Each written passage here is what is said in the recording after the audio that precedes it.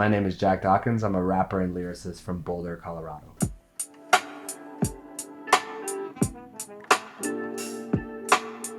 Against the grain, backward ass amaranth, navigate the corn maze, cooking pans labyrinth. My career currently is defined by curiosity. I feel like the more that I learn, the more I realize that I just don't know. So part of that is me as an artist or a musician. I'm learning that there are new styles to try, new cadences to try, new people to collaborate with, new genres within rap and hip hop that I can keep working on. I've been overlooked. You won't see me coming. I've been ignored. You won't feel me coming.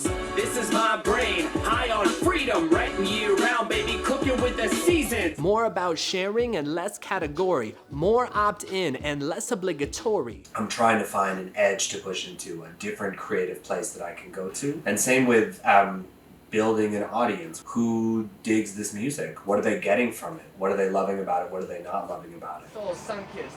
When I triumph on my trials, I'm a listener for strumpets.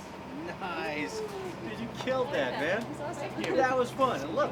I can prove it. No kid should ever feel excluded. I can't eliminate this hate, but bet I can dilute it. Jack Dawkins? How you spell that? That was tight. Appreciate you. Jack Dawkins. That's me. Are you on Spotify? Yeah. Right on, man. I'm gonna check you out, dude. Appreciate you. Universe. Like, come on, let's go. And it's less about, how do I make what the people want? And it's more so just understanding I have a natural voice, I have a natural place that my music kind of sits, and who vibrates with that in a way that's meaningful. In my past, I've done a lot of things that supported me getting to this moment. I had done performance on stage, I'd started my own businesses, I had worked on developing social media content around a brand. But the idea of going for music, going for being a rapper was really a sense of loving audacity. I believe in what I have to say. I believe I have a power with language that's really special, and I want to share that with people. And doing it through music felt like a way I could make my words as impactful as possible. There's just something wonderful and dreamlike about it. And then the biggest thing for me is I want to get back on stage. That's what I was doing before the pandemic, and I'm finally starting to hit my stride as a musician that's going to allow me to get on stage and do music and stories and some spoken word and finding a way to weave all three of those things together. And I'm really excited for that to start to come to life. We're putting in some new lighting, which is why this one's kind of messy at the moment. Okay. And cool. then this is our live room. So this is where we do all of our videography and live streaming and shows. Super cool. Yeah. So is this the stage we'll be using for the show? Yeah. Oh, yeah. We can use the stage. We can do it on the floor. It's kind of whatever vibe you want. Cool. Before really starting music, I was doing triathlons for 5 years. So the idea of like doing a lot of prep for an event and showing up on the day was like a muscle memory I have. Almost to a point where you're like, well, regardless of the outcome, I'm gonna get up tomorrow and keep training. We got there at 4 for a 7 o'clock show, and I don't think I was still for more than 10 seconds. Looking at stuff, looking at cameras, moving the microphone around, rehearsing, talking, just like that anxious kind of energy, which in some ways I think means that you're doing the right thing. You want to feel some of that anxiety before you're about to do something that's exciting to you. I sang songs and read poems and told stories from my soul. I danced like I'm young and shared wisdom like I'm old. I celebrate the anxiety, and that's one of the biggest things that's allowed me to change my relationship to it. If you view anxiety as this foreboding thing that means something bad is about to happen or that you're about to fuck up, then anytime you get that feeling of nervousness, it portends that something terrible is about to happen. But for me now, when I feel anxious, the mental narrative is like, yeah, you're nervous because you're excited, and you're excited because you care, and you care because this matters. We did it.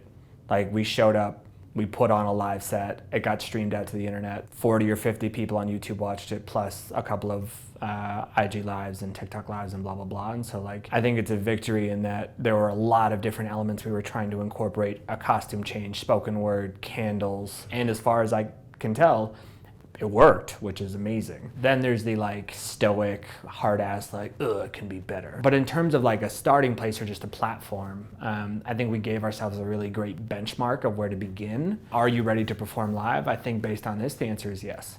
So can I improve? Of course. I'll be improving the rest of my life.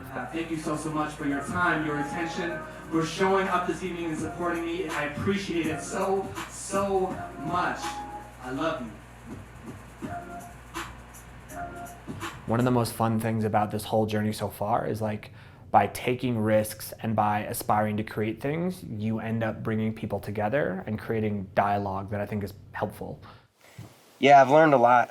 Learned a lot about myself, learned a lot about my role in it all. I can help be, a steward of this creative process. You deserve that new. You should be standing up in this drip. You should be feeling everything born from the rip. It's your privilege. I think I recorded 22 songs, if not 24 maybe, in the first 3 or 4 months of the year, like just writing and recording and releasing. And like, I put out my first song October 1 of last year and haven't missed a month since. Doing all the setup and prep work, that lab work for the first 6 months, I think was huge to kind of set up that foundation. But now it's really about like, you have to go put yourself into the spaces where the things you would like to be doing are happening. The vision is to continue to create and to make things that people find energizing and inspiring and that make them feel fucking alive. Like, that's the vision. Any last words before we wrap up? Can't wait to show you what's next.